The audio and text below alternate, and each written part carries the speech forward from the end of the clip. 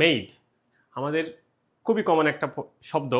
দেখো, মেইডের পরে আমরা প্রায় সময় কি প্রিপোজিশন অফ বসাবো, ফ্রম, বাই নাকি ইন, এই কনফিউশন আমরা পড়ে যাই। তাহলে আজকে আমরা শিখে নিব কখন মেইডের পরে আমরা কোন প্রিপোজিশন বসাবো সে সম্পর্কে। দেখো বিস্তারিত আসছে এই ভিডিওতে।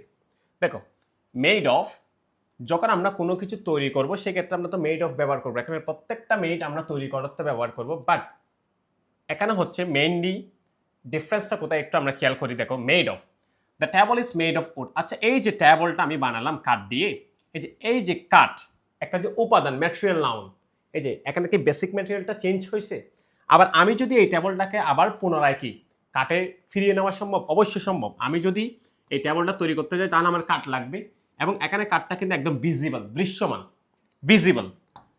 তাহলে কোনো প্রোডাক্টের মধ্যে যদি ইনগ্রেডিয়েন্টস কি থাকে, ভিজিবল থাকে, সরাসরি যে দেখা যাচ্ছে এটা কাঠ দিয়ে বানানো, তাহলে সেই ক্ষেত্রে আমাদেরকে ব্যবহার করতে হবে মেড অফ। তাহলে অফের ক্ষেত্রে আমরা কি লিখবো?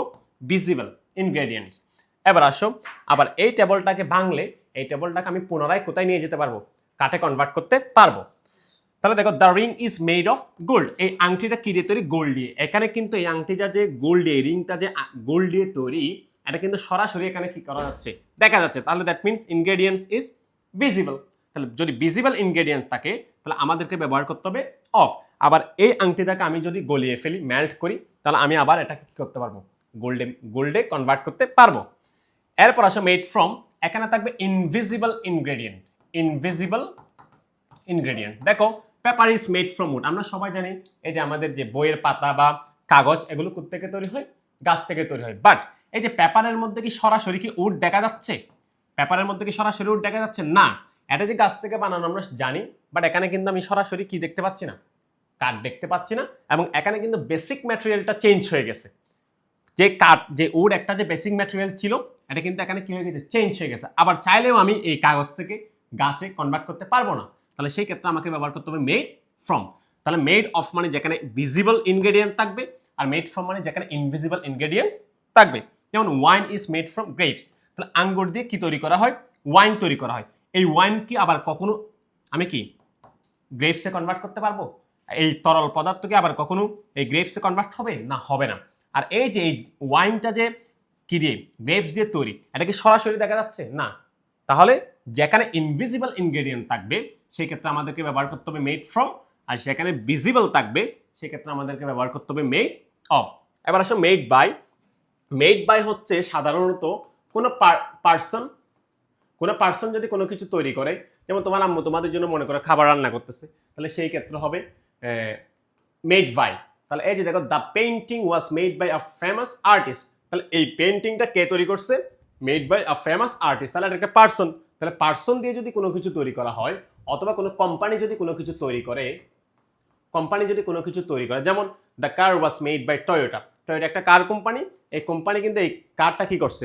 তৈরি করছে। তাহলে সেই ক্ষেত্রে আমাদেরকে ব্যবহার করতে হবে মেড বাই। তাহলে কোনো পার্সন আর কোনো কোম্পানি, কোনো পার্সন অথবা কোনো কোম্পানি যদি কোনো কিছু তৈরি করে সেই ক্ষেত্রে আমাদের ব্যবহার করতে হবে মেড বাই। এবার আসলে মেড ইন। মেড ইন এর পরে সাধারণত একটা প্লেস থাকে অথবা কোনো কান্ট্রি থাকে। এটা আমরা সবাই জানি, made in Bangladesh. This phone was made in China. দেখো, একটা কান্ট্রি অথবা একটা প্লেস, তাহলে প্লেস অথবা কান্ট্রি থাকলে সেই ক্ষেত্রে ব্যবহার করতে হবে made in. This car was made in Japan. তাহলে জাপান একটা কান্ট্রির নাম, তাহলে সেই ক্ষেত্রে আমাদের ব্যবহার করতে হবে মেড ইন। ইনের পরে তাহলে কি পাবো আমরা?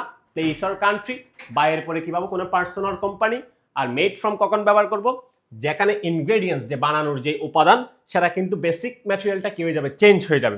পেপারে কিন্তু কাঠ দেখা যাচ্ছে না, এই ওয়াইনের মধ্যে কিন্তু গ্রেপস দেখা যাচ্ছে না, বাট এই যে আমি টেবল বানালাম, এই টেবলের মধ্যে সরাসরি যে কাঠগুলো দেখা যাচ্ছে, এবং এখানে বেসিক ম্যাটেরিয়াল চেঞ্জ হয় নাই, এবং এটাকে, এই টেবলটাকে আমি পুনরায় চাইলে কি করে ফেলতে পারবো? কাঠে কনভার্ট করতে পারবো।